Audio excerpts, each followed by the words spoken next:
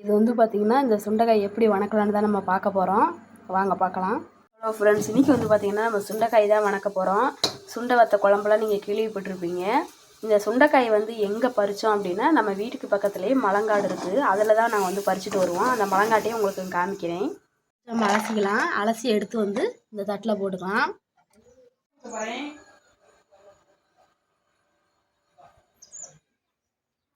போட்டுக்கலாம்.